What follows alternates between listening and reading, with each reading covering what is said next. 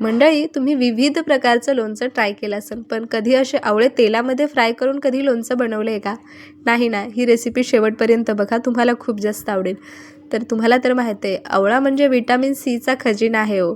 आवळ्याचं लोणचं थोडंसं तुरट लागतं, त्यामुळे शक्यता कोणी बनवत नाही. तर आज आपण यामध्ये असे 2 पदार्थ घालणार आहोत, जेणेकरून याचा तुरटपणा खूप कमी होतो आणि हे आवळ्याचं लोणचं चवीला खूप जास्त भारी लागतं. तुम्ही एकदा या पद्धतीने आवळ्याचं लोणचं बनवलं ना, तर तुम्ही पुन्हा पुन्हा बनवाल, इतकं चविष्ट बनवून तयार होतं. महत्त्वाचं म्हणजे लहान मुलंसुद्धा याला आवडीने खातात. पराठ्यासोबत, चपातीसोबत खूप छान लागतं. त्यासाठी इथं मी अर्धा किलो आवळे घेतलेले आहेत. आवळे सुरुवातीला स्वच्छ पाण्याने धुवून घ्यायचे, थोडेसे मिठाच्या पाण्यामध्ये ठेवायचे, म्हणजे यावरची जी डस्ट वगैरे असते ती निघून जाते. त्यानंतर स्वच्छ कपड्याने पुसून घ्यायचे, म्हणजे यावर जर थोडंसं पाणी वगैरे असेल तर ते निघून जातं, जेणेकरून आपलं लोणचं टिकायला मदत होते. आता इथं कढईमध्ये 1 वाटीभर तेल घातलेलं आहे. हे तेल खूप जास्त कडकडीत गरम करायचं नाही, हलक्या कोमट तेलामध्येच आपल्याला सुरुवातीला आवळे सोडायचे आहेत आणि त्यानंतर 2 मिनिटासाठी गॅस आपल्याला मोठा ठेवायचा. जोपर्यंत असं तेल खळखळून उकळत नाही तोपर्यंत गॅस मोठा ठेवायचा. छान असं तेल उकळायला लागलं की गॅस आपल्याला बारीक करायचा.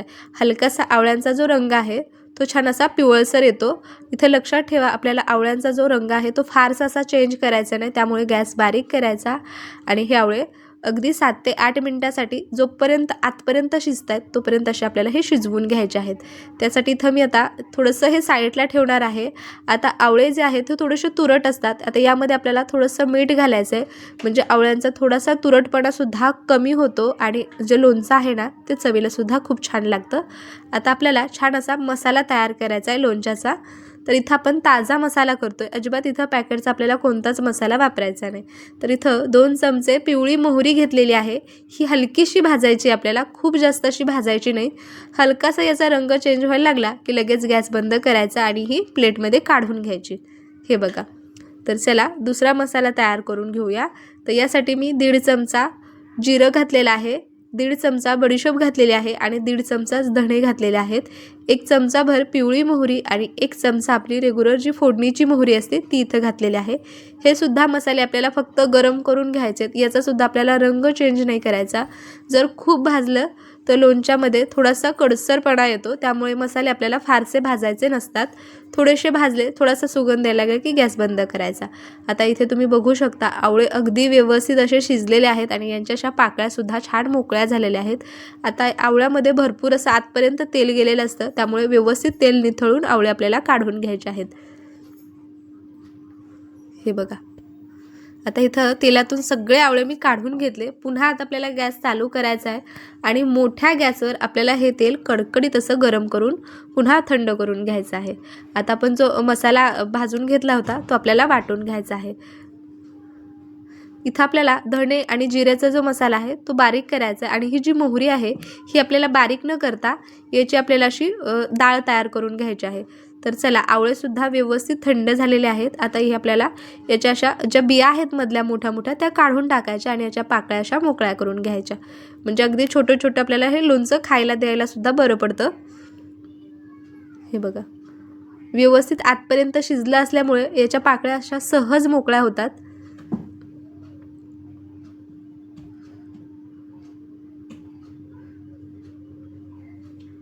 अगदी व्यवस्थित आतपर्यंत हे आवळे शिजलेले आहेत.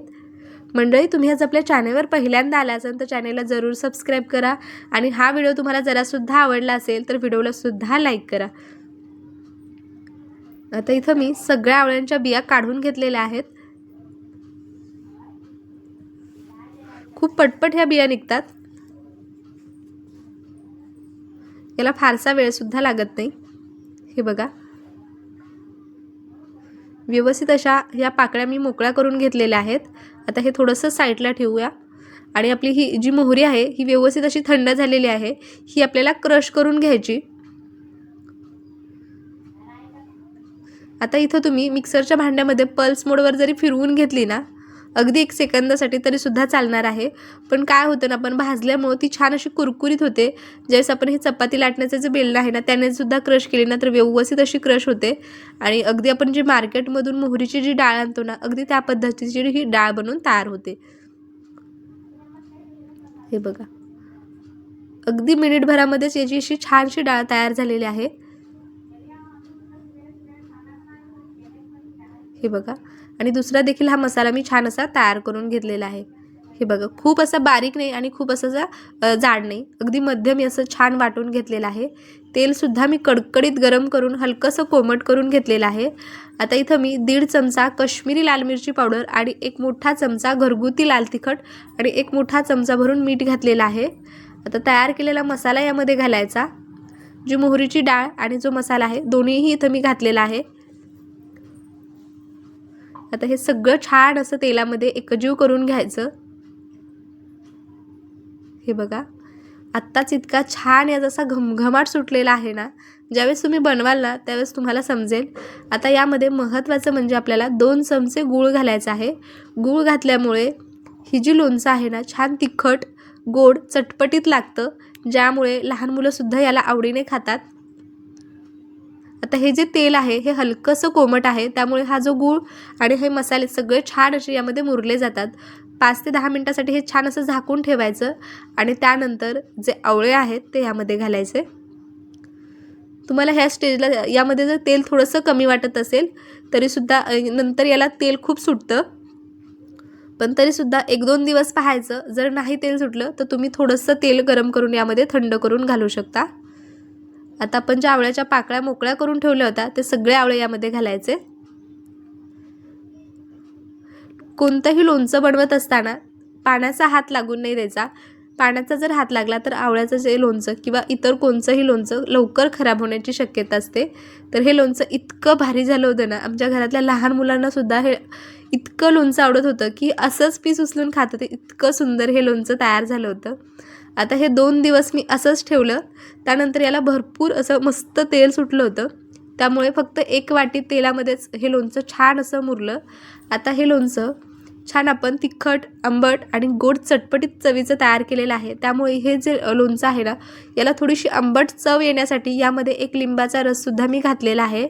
यामुळे काय होतं ना, लोणचं टिकायलासुद्धा मदत होते, म्हणजेच प्रिझर्वेटिव्हचं काम हे करतं लिंबू. त्यामुळे 1 लिंबाचा रस यामध्ये अवश्य घाला, ज्यामुळे चवसुद्धा वाढते आणि लोणचं खूप दिवस टिकायलासुद्धा मदत होते. बघा काय भारी याला रंग आलाय ना. अगदी अर्ध्या ते पाऊण तासामध्ये आपण हे लोणचं तयार केलेलं आहे. कोणाला विश्वाससुद्धा बसणार नाही आणि एकदा बनवलं ना तर 7 ते 8 महिने छान टिकतं.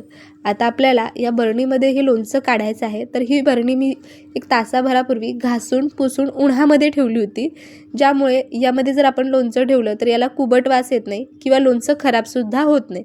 अशा पद्धतीने एखादी स्वच्छ भरणी घासून पुसून उन्हामध्ये ठेवायची आणि त्यामध्ये लोणचं काढायचं, म्हणजे आपलं लोणचं खूप दिवस टिकतं, अजिबात खराब होत नाही. आता हे बघा, दुसऱ्या दिवशी याला किती छान तेल सुटलेलं आहे, तुम्ही बघू शकता. आता इथे तिसऱ्या दिवशी तुम्ही बघा, अगदी मस्त याला तेल सुटलेलं आहे. लोणचं छान चवीला आंबट, तिखट, गोड खूप भारी लागत होतं, त्यामुळे लहान मुलंसुद्धा याला आवडीने खातात. तुम्हीसुद्धा ही रेसिपी ट्राय करा. तुम्हाला कशी वाटली ना मला कमेंट करून जरूर सांगा. तुमचे काही सजेशन असेल ते सुद्धा मला कमेंट